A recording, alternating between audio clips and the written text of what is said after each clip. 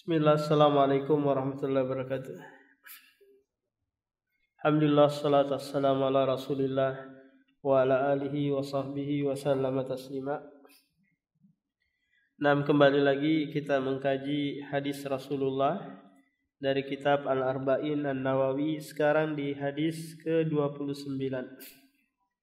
Silakan dibuka Umahat bukunya. Kita baca bareng dulu. An Mu'adz bin Jabal radhiyallahu anhu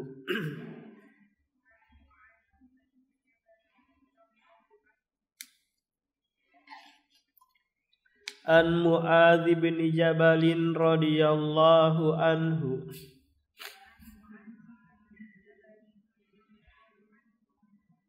qala qultu ya Rasulullah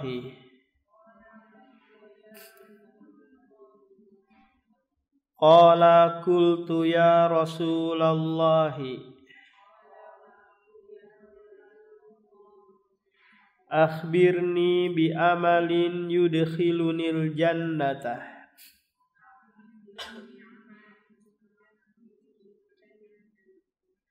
akhbirni bi amalin yudkhilunil jannata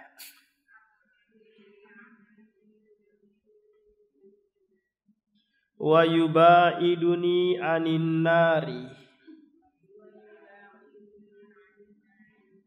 wa yubaiduni anin nari qala laqad sa'alta an azimin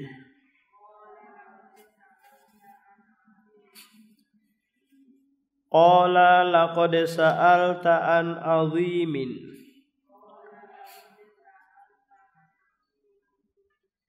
wa innahu layasirun ala man yassarallahu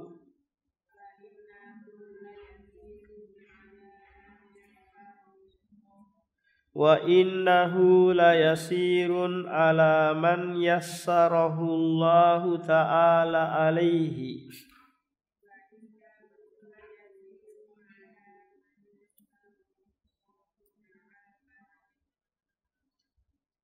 ta'budullaha la tusyriku bihi syai'an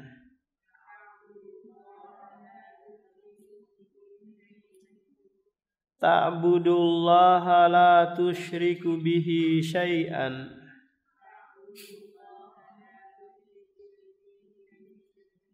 wa tuqimus salata wa tu'tiyaz zakata wa tasumu ramadana wa tahujjul baita summa qala ala adulluka ala abwabil khairi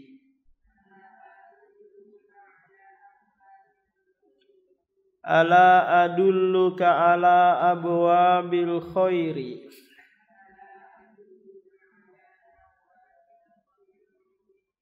as-sawmu junnatun was-sadaqatu tudfi'ul khati'atah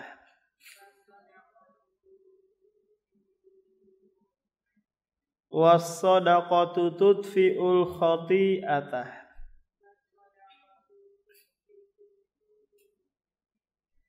kama yutfi'ul ma'un nara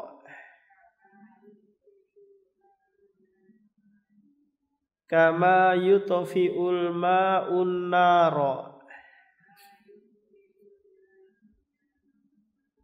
wa salatur rajuli fi jawfil laili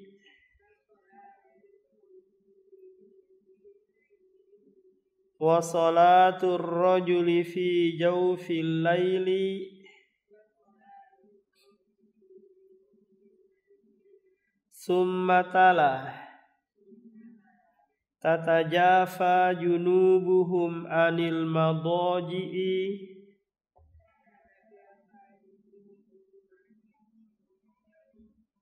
hatta balagha ya'maluna. Thumma qala ala ukhbiruka bi ra'sil amri.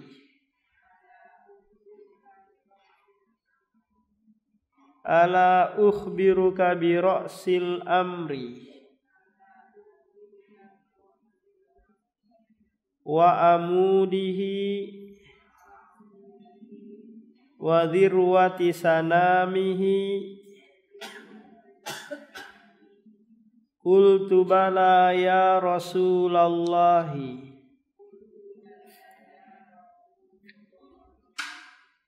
Qala ra'sul amri al-islamu wa amuduhu salatu wa dhirwatu sanamihil jihadu.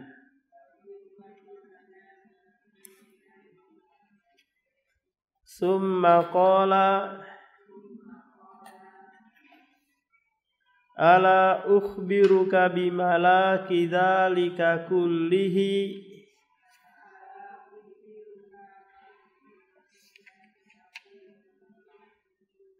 Ala ukhbiruka bimalaki dzalika kullihi.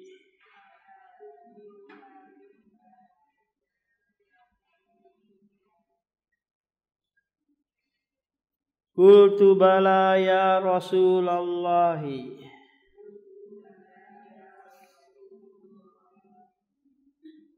Qultu bala ya Rasulallahi. Fa akhadha bilisanihi wa qala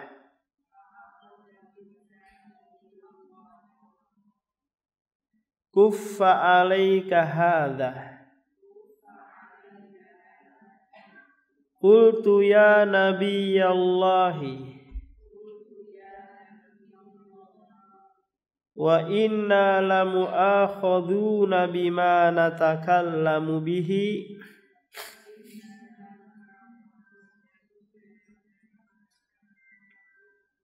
wa inna lamu'akhadhuna bima natakallamu bihi.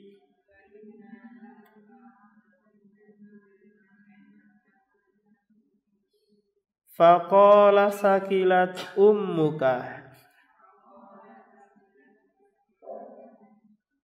wa hal yakubbun nasa fin nari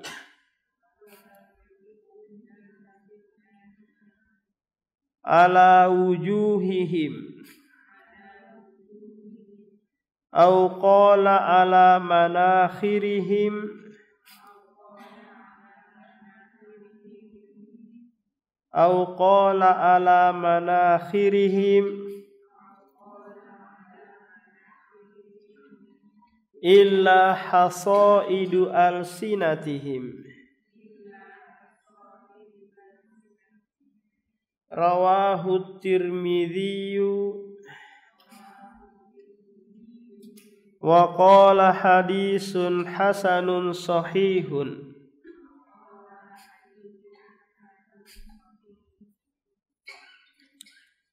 Hadis ini dari sahabat yang mulia Mu'adz bin Jabal berkata,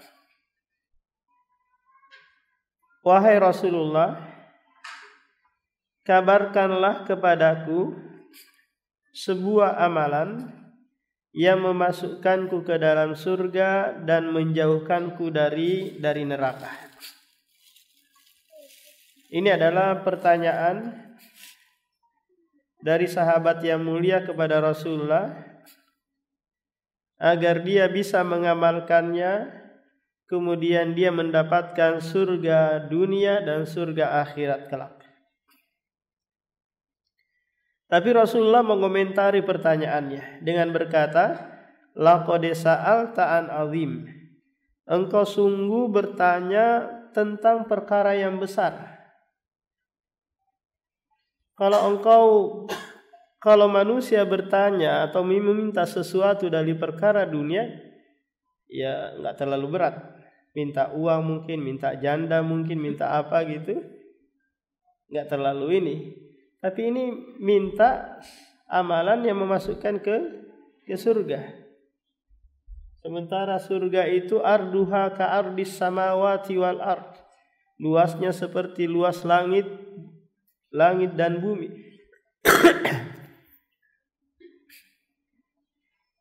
Tapi kata Rasulullah, wa innahu la yasirun.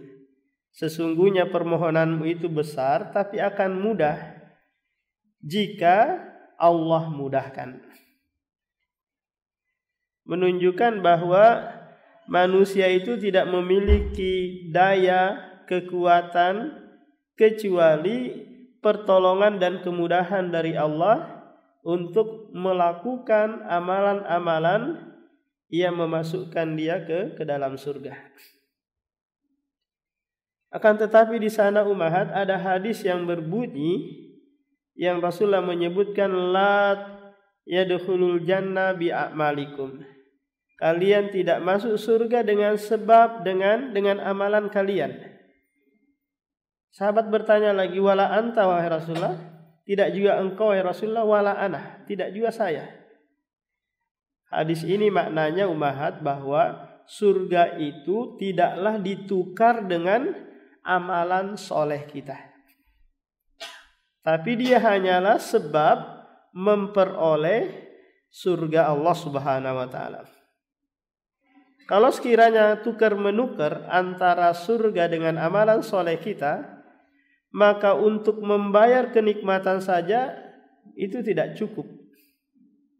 Membayar kenikmatan mata, telinga, jantung, kesehatan yang lain, nikmat yang lain itu tidak cukup kalau mau sistem barter atau tukar menukar.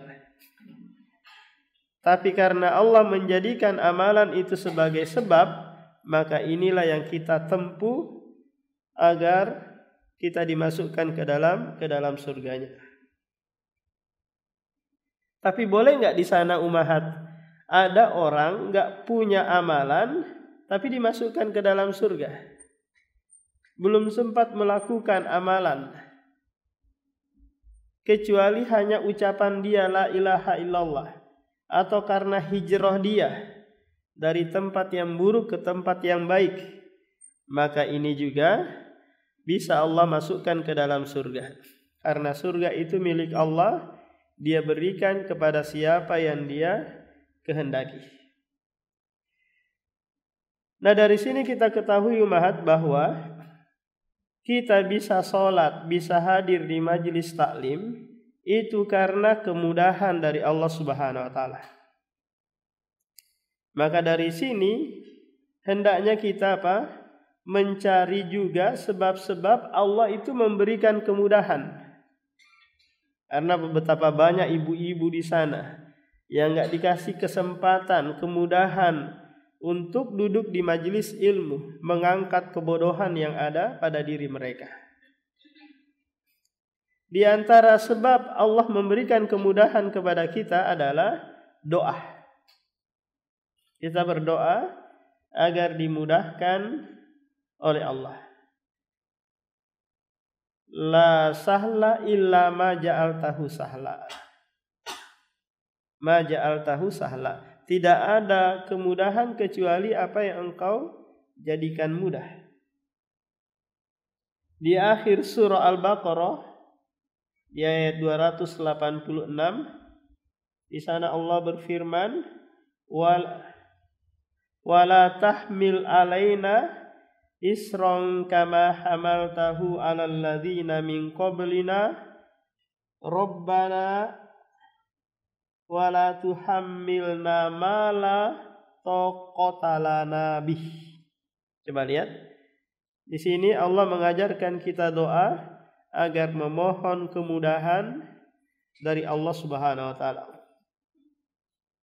Ini sebab yang pertama, yaitu apa? Kita berdoa. Ketika kita mendengar azan berkumandang, di sana ada ucapan hayya 'alas shalah, hayya 'alal falah. Maka bunyinya apa? Kita jawab dengan apa?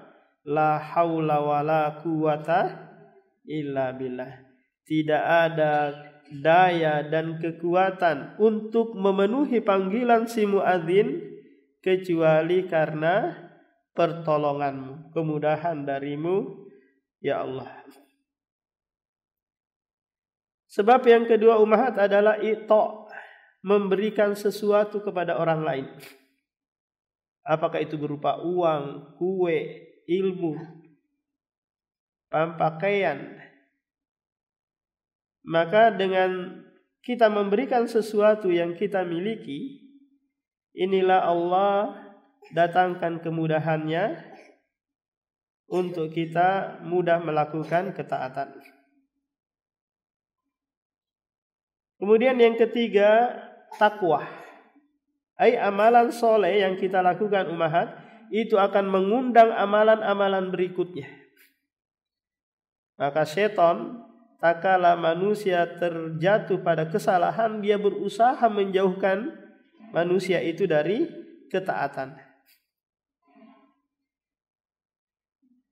Kemudian yang keempat adalah membenarkan adanya surga. Ini juga sebab datangnya kemudahan Allah untuk kita. Jadi poin yang kedua, ketiga, dan keempat ummahat ini disebutkan di surah Al-Lail yang sudah kita hafal. Fa amma man a'ta wattaqa wa saddaqa bil husna fasanuyassiruhu lil yusra. Adapun orang yang memberikan sesuatu di sini tidak disebutkan. Wattaqa, dan dia bertakwa, membenarkan surga, maka kami mudahkan dia untuk melakukan ketaatan demi ketaatan. Kemudian yang terakhir ummahat adalah thalabul ilmi, menuntut ilmu agama. Ini merupakan sebab utama datangnya kemudahan dari Allah untuk kita melakukan ibadah-ibadah yang mendekatkan kepada surganya dan menjauhkan dari nerakanya. Nah, ini 5 sebab kemudahan datangnya dari Allah Subhanahu wa taala. Nah, sekarang ummahat di sini Rasulullah menyebutkan 6 amalan, yang mana amalan tersebut menyebabkan Anda masuk ke dalam surga dan terjauhkan dari nerakanya. Amalan yang pertama adalah rukun Islam. Rukun Islam. Rukun Islam ada berapa ummahat? Ada yang hafal? Ada 5. Yang pertama adalah syahadatain, bersyahadat. Yang kedua menegakkan salat. Yang keempat menunaikan zakat. Yang keempat berpuasa di bulan Ramadan. Yang kelima berhaji ke Baitullah. Nah, kelima ini dikenal dengan apa? Rukun Islam atau amalan zahir. Amalan zahir. Adapun rukun iman itu dia amalan batin atau akidah.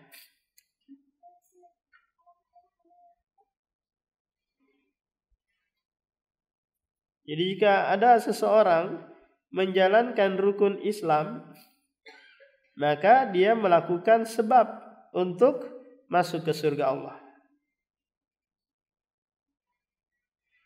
Nah, kalau Rasulullah ditanya oleh seorang, wahai Rasulullah, kalau aku mengerjakan sholat 5 waktu, apakah aku akan masuk surga? Maka Rasulullah mengatakan iya.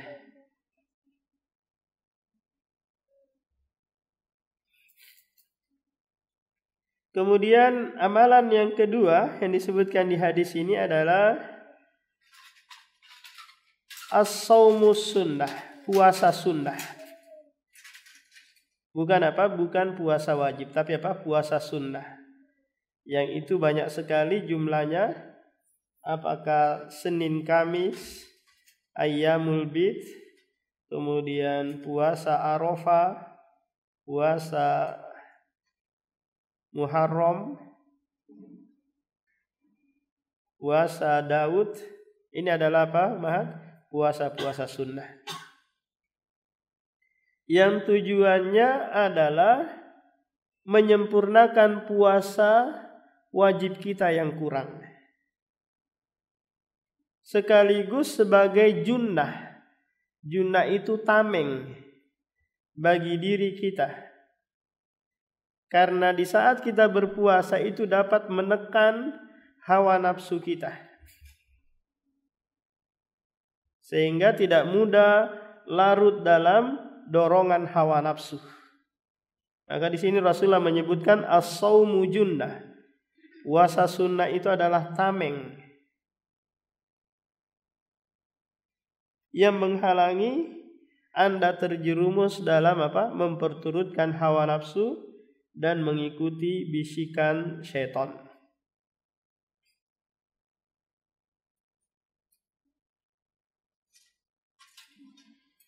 Kemudian amalan yang ketiga adalah salat malam. Salat kelewat. Sedekah sunnah. Sedekah sunnah. Yang di sini disebutkan keutamaannya tudfiul khati'atah. Menghapus kesalahan-kesalahan sebagaimana air bisa memadamkan api.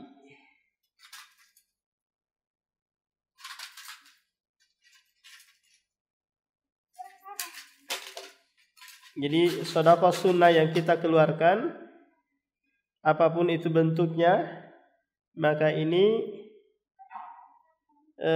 menggugurkan kesalahan atau dosa-dosa kecil kita. Bukan dosa besar umat ya, tapi dosa-dosa kecil kita.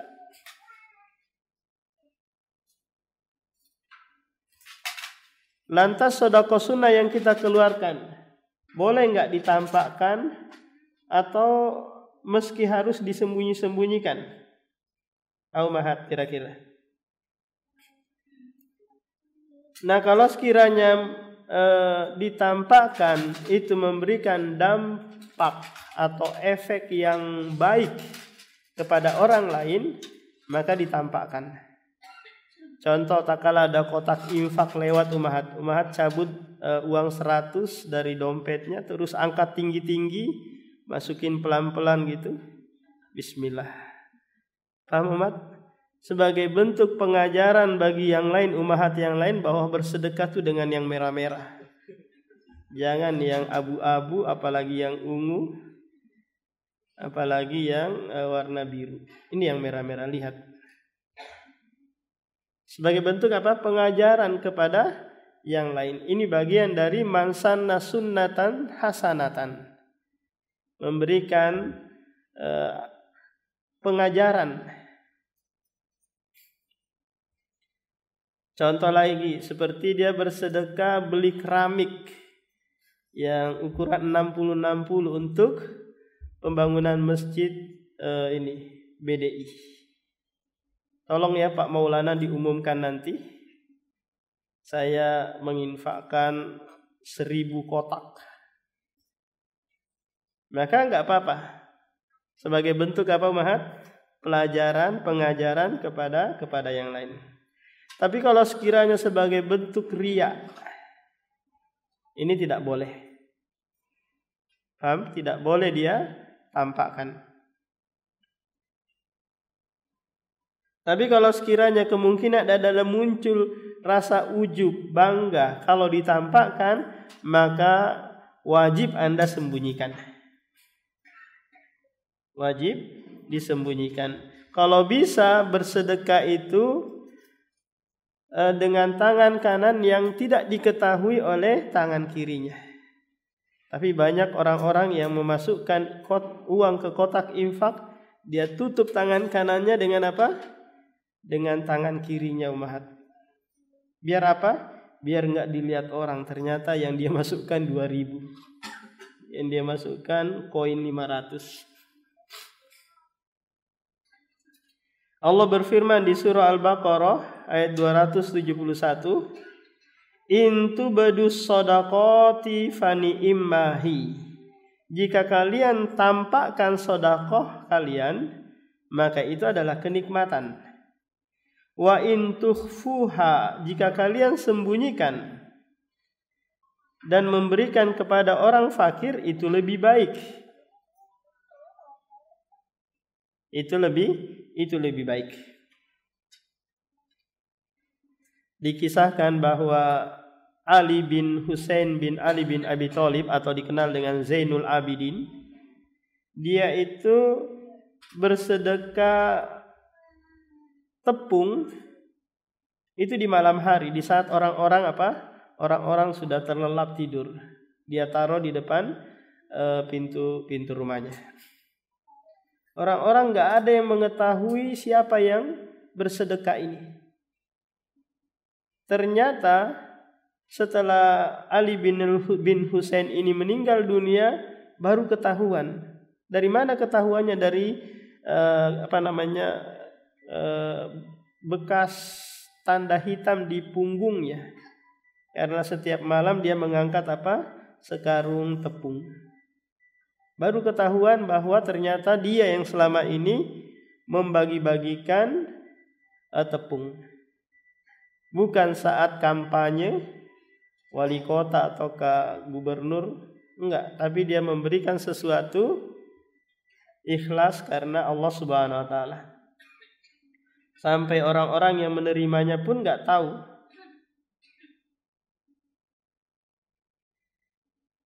Kemudian amalan yang keempat yang ada di dalam hadis ini adalah salatul lail, salat malam. Salat malam itu waktunya umahat dari setelah salat isya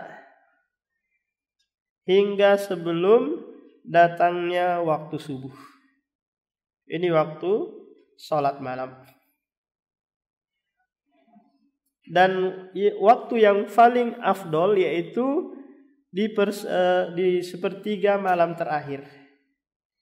Di saat Allah Subhanahu wa taala turun ke langit dunia dan berkata, barang siapa yang meminta aku akan berikan, siapa yang berdoa aku akan kabulkan. Nah, itu yang dikatakan oleh Allah Subhanahu wa taala. Siapa yang meminta ampun maka aku ampuni. Tapi karena kurangnya kita mengimani hadis ini, kita sambut kedatangan Allah itu dengan ngorok. Dengan nyenyak tidurnya. Tapi ketika Pak Prabowo mengatakan bahwa wahai warga Balikpapan, bergadanglah kalian, malam ini saya mau datang, saya kasih kalian kesempatan selfie denganku, atau kasih sepeda, atau kasih kaos, amplop atau yang lainnya, pasti warga Balikpapan bergadang untuk menyambut Pak Prabowo yang sedang mau datang ke Balikpapan. Pasti enggak kira-kira umahat? Enggak mesti ya. Nah, kenapa? Karena ada sesuatu yang zahir yang akan mereka dapati. Beda dengan dikabulkan permintaan, diampuni dosa-dosa. Ini sesuatu hal yang tidak nampak, yang membutuhkan keimanan dan keyakinan. Salat malam itu 2 rakaat, kemudian ditutup dengan witir 1 rakaat atau 3 rakaat. Kalau mau mengikuti Rasulullah 11 rakaat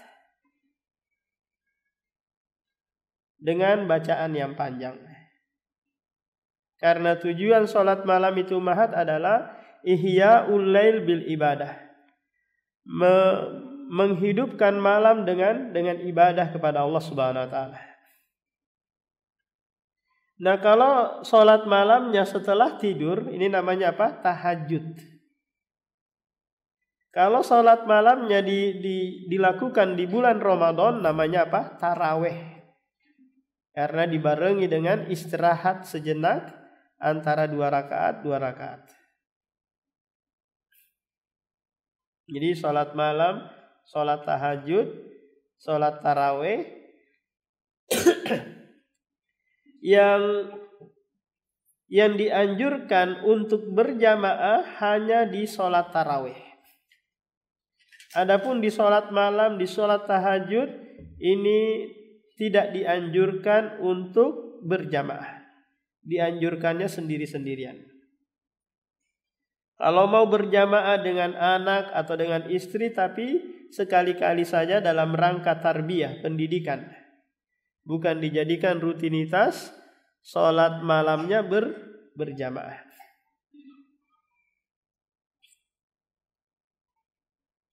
Apa hukumnya sholat berjamaah umat?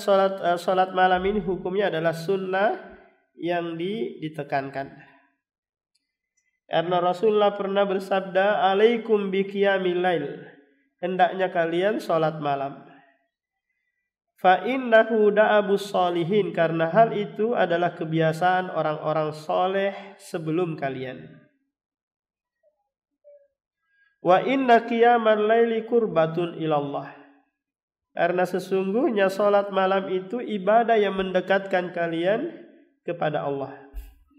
Wa manhatun anil ismi, menghapus kesalahan-kesalahan kalian, menggugurkan dosa-dosa kalian, dan membuat badan kalian sehat. Nah, di hadis ini Rasulullah menyebutkan 4 keutamaan Keutamaan sholat malam. Yang pertama, kebiasaan orang soleh. Yang kedua, mendekatkan diri Anda kepada Allah. Yang ketiga, menghapus kesalahan. Kemudian yang keempat, menghilangkan penyakit di badan Anda. Ada dulu teman di Lombok itu, dia sering sakit, pusing kepalanya. Yang kalau pusing itu sampai pingsan dia. Nah, dia praktek sholat malam, terus dia rutinkan. Alhamdulillah pusingnya itu hilang.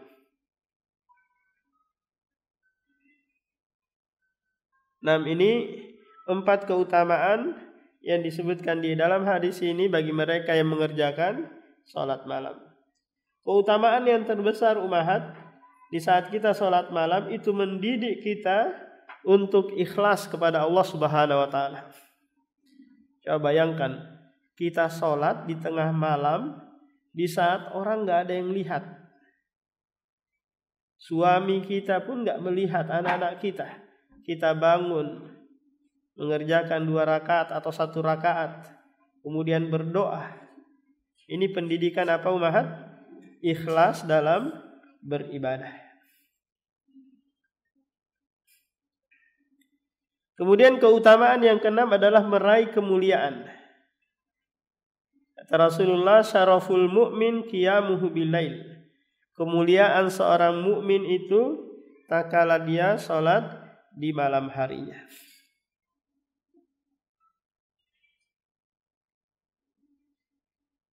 Kemudian amalan yang kelima yang disebutkan di dalam hadis ini adalah jihadu fi sabilillah. Berjihad di jalan Allah Subhanahu wa Ta'ala. Jihad itu maknanya adalah umahat mengerahkan kesungguhan dalam perkara yang sulit. Itu namanya apa? Jihad.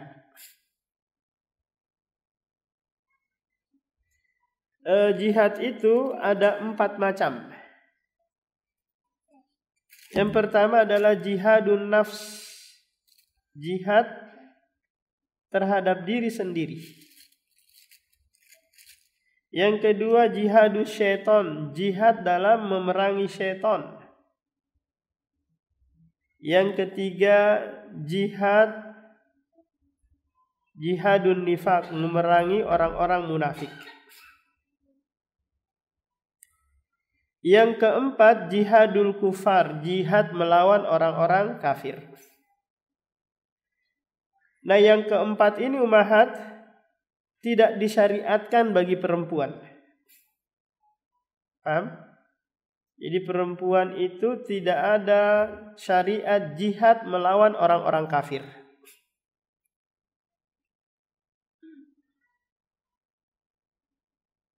Yang ada syariat jihad melawan orang-orang kafir itu bagi kaum laki-laki dari kalangan kaum muslimin.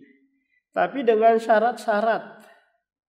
Di antara syaratnya dia memiliki kekuatan dan keimanan. Dia memiliki kekuatan dan keimanan. Apakah kekuatan persenjataan, kekuatan iman? Untuk turhibuna adu Allah, membuat gentar musuh Allah Subhanahu wa taala. Jadi kalau sekiranya Anda punya kekuatan iman, tapi enggak punya kekuatan persenjataan, maka tidak disyariatkan jihad. Contoh, orang Madura mau jihad ke Palestina lawan Israel. Senjatanya apa, Abu Mahat? Celurit. Lawan senjata otomatis, lawan rudal, roket, ya mati konyol sampai di sana. Nggak punya kemampuan. Warga Palestina lawan tentara Israel pakai batu, pakai kaleng, ini mati apa? Mati konyol karena nggak punya kemampuan. Rasulullah selama di Mekah 13 tahun Ummahat itu tidak pernah diperintahkan oleh Allah berjihad. Kenapa? Karena tidak punya kemampuan. Nanti setelah mereka hijrah ke Madinah punya kekuatan, baru disyariatkan apa? Jihad. Di saat di Mekah para sahabat dibantai, dibakar, dibunuh oleh orang-orang musyrik. Apa kata Rasulullah? Sabron, bersabarlah kalian wahai keluarga Yasir, karena sesungguhnya balasan kalian adalah surga. Hanya itu. Kenapa? Karena tidak ada kekuatan. Jadi perlu dipertimbangkan antara maslahat dan mudarat dalam hal jihad ini. Ketika ada suami kita izin, "Mi, saya mau cari syahid ya, mau ke Palestina bantu warga Palestina." Nah katanya, "Bang, kamu modalnya apa?" "Mau bawa pisau dapur aja." Sudah, nggak boleh, haram hukumnya ke sana. Nggak punya apa? Kekuatan. Warga Palestina di sana yang dibantai oleh tentara-tentara Zionis, maka mereka mengungsi, harusnya mengungsi, tinggalkan Masjidil Aqsa. Karena Rasulullah saja meninggalkan tempat yang lebih mulia daripada Masjidil Aqsa. Apa itu? Masjidil Haram, ada Ka'bah di dalamnya. Rasulullah tinggalkan untuk menjaga jiwa dan agama. Ini syarat yang pertama Ummahat. Punya apa? Punya kekuatan, persenjataan dan keimanan. Syarat yang kedua harus dibawa pemimpin. Harus dibawa komando pemimpin. Karena Rasulullah bersabda, "Innamal amiru yuqatilu min waraihi." Sungguhnya pemimpin itu dijadikan sebagai kepala yang kita berjihad di belakangnya. Kalau sekiranya Pak Prabowo, pemimpin kita, menganjurkan seluruh warga Indonesia untuk berjihad, ayo kita berjihad, menolong saudara-saudara kita di Palestina sana, maka dilihat lagi persenjataannya, jangan modal semangat saja. Sekarang perang bukan dengan senjata lawan ketemu satu-satu gitu, enggak. Sekarang pakai teknologi yang canggih. Belum sampai di sana sudah dibombardir dari sana. Jadi enggak boleh berangkat sendiri-sendiri atau membuat kelompok jihad sendiri-sendiri kemudian berangkat ke sana sembunyi-sembunyi. Ini enggak boleh. Lantas bagaimana dengan jihad kemarin tahun 1999 sampai 2000 berapa gitu di Ambon dan di Poso. Banyak kaum muslimin pergi ke sana berjihad. Maka ini jihad yang tidak disyariatkan. Kenapa? Karena ini adalah wilayah pemerintah. Di sana ada tentara, polisi yang bisa menyelesaikan permasalahan ini. Sehingga tidak ada jihad waktu itu ke Ambon dan Poso. Belum lagi Gus Dur yang menjadi pemimpin pada waktu itu tidak mengizinkan para mujahidin, apakah laskar jihad ataukah FPI dan yang lainnya, tidak membolehkan jihad ke sana.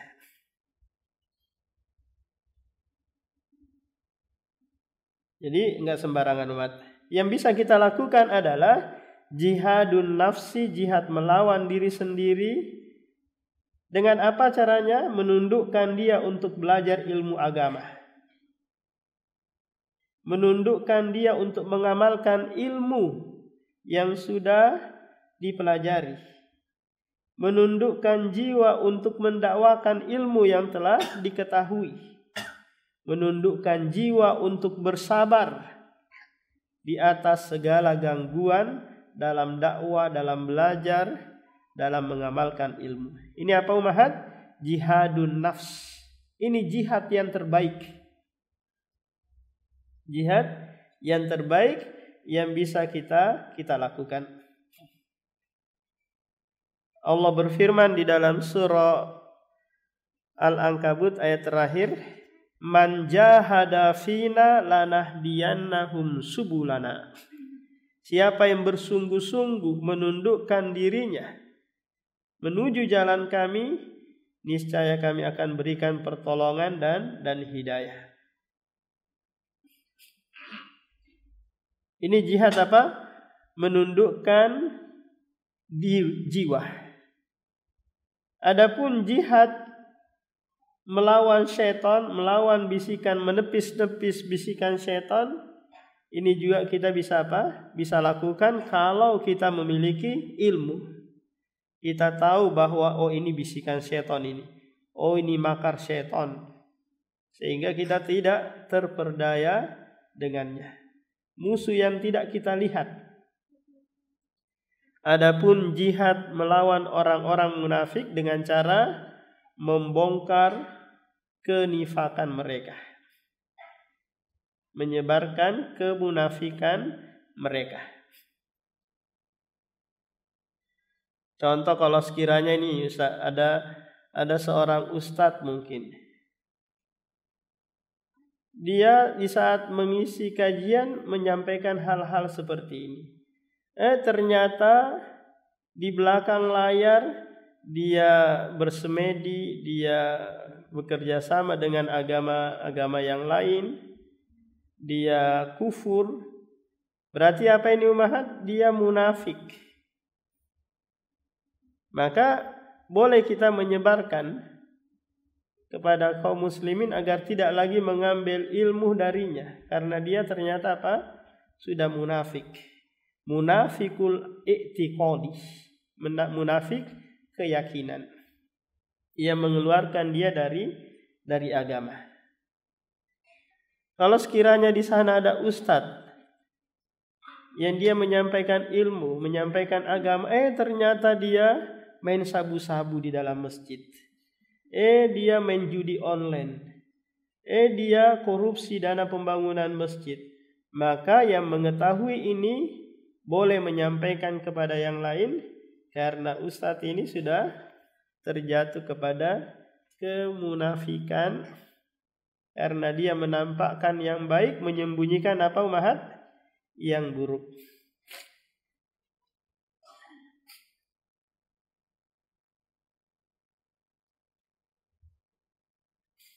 Nah itu 4 jihad. Yang pertama tadi apa umahat? Jihad menundukkan diri sendiri. Kemudian jihad melawan syaitan. Jihad melawan orang munafik. Yang keempat jihad melawan orang kafir. Nah jihad melawan orang kafir ini mereka yang memerangi kita. Paham? Baru kita perangi mereka juga kalau memenuhi syarat-syarat yang disebutkan tadi. Tapi kalau sekiranya mereka enggak memerangi kita, maka tidak boleh kita memerangi mereka. Karena orang kafir itu banyak macamnya ummahat. Ada kafir harbi, kafir yang melakukan peperangan dengan kita. Ada kafir zimmi, kafir yang mendapatkan suaka, keamanan dari negara kita. Ada kafir mu'ahad, yaitu kafir yang melakukan perjanjian dengan negara kaum muslimin. Ada kafir musta'man, kafir yang meminta perlindungan, suaka dari negara kaum muslimin. Dari 4 jenis kafir di sini hanya satu yang boleh diperangi, yaitu kafir harbi. Adapun kafir mu'ahad, zimmi, musta'man, ini tidak boleh diperangi, ditumpahkan darahnya, dibom bunuh diri gitu, nggak boleh mati. Kafir-kafir yang datang ke Bali berliburan, ini masuk kafir apa umat? Kafir mu'ahad. Mereka membuat perjanjian ditandai dengan masuk menggunakan paspor, kemudian visa. Mereka ini kafir mu'ahad. Nggak boleh kita tumpahkan darahnya, ganggu, sakiti mereka. Maka orang-orang yang membunuh orang kafir mu'ahad itu tidak mencium bau surga. Karena mereka melanggar perjanjian Allah Subhanahu wa taala dengan mereka, orang-orang kafir. Kemudian amalan yang terakhir yang disebutkan di dalam hadis ini adalah hifdul lisan, menjaga lisan. Tapi di sini Rasulullah ketika menyebutkan amalan yang terakhir ini mengatakan ala ukhbiruka bimila kidzalika kulli. Maukah aku kabarkan kepadamu yang bisa mengendalikan semua itu? Mengendalikan apa ini umat? Mengendalikan Anda terjatuh pada kesyirikan, mengendalikan Anda tidak mengerjakan sholat, tidak mau bersedekah, dan yang lainnya. Itu adalah lisan Anda. Kalau dia bilang seperti ini umat, aku menyembah Yesus, berarti apa? Berarti dia telah melakukan kesyirikan. Kalau dia bilang lagi, aku tidak mau sholat karena sholat itu meninggalkannya boleh-boleh saja. Berarti apa? Berarti dia terjatuh kepada kekufuran dengan sebab lisannya. Kalau dia bilang lagi, aku nggak mau sholat malam, memberatkan, mengganggu tidur saya, maka ini juga adalah dosa. Kalau dia bilang saya nggak mau bersedekah, capek-capek saya ngumpulin uang harus bersedekah lagi, maka ini perbuatan-perbuatan yang tadinya baik itu bisa menjadi keburukan dengan sebab apa umat? Tidak menjaga lisannya. Maka intinya adalah kaful lisan, menahan lisan.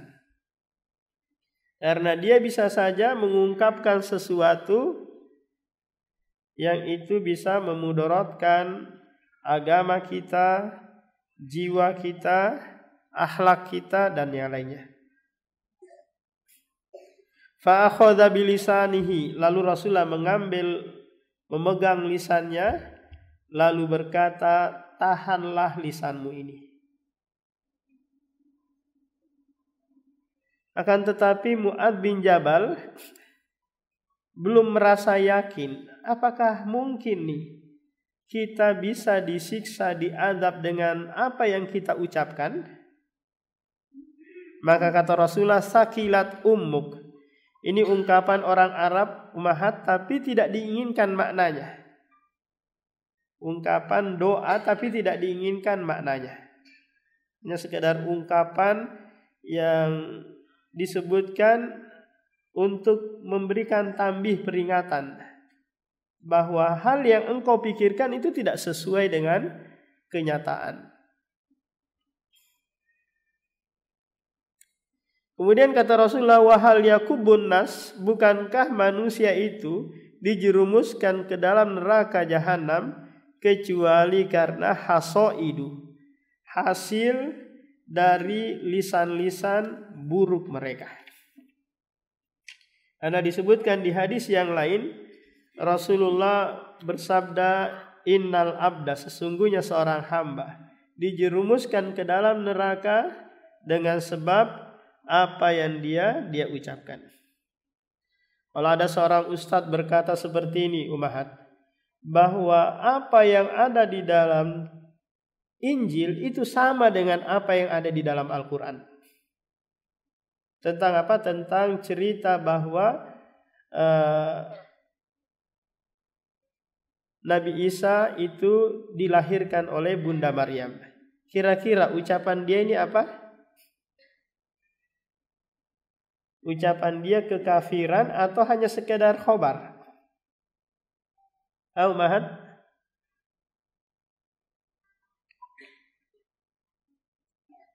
Itu kelaziman bahwa memungkinkan dia menyamakan kan kebenaran Injil dengan kebenaran Al-Quran. Itu namanya apa Ummahat? Kelaziman. Jadi kelaziman itu disampaikan dulu kepadanya.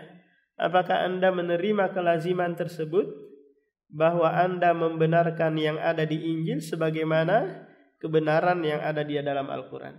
Kalau dia menolak, maka tidak boleh dinisbahkan, disandarkan kepadanya. Jadi ditanyakan dulu, Ustadz, Anda ngomong seperti ini, kelazimannya ini.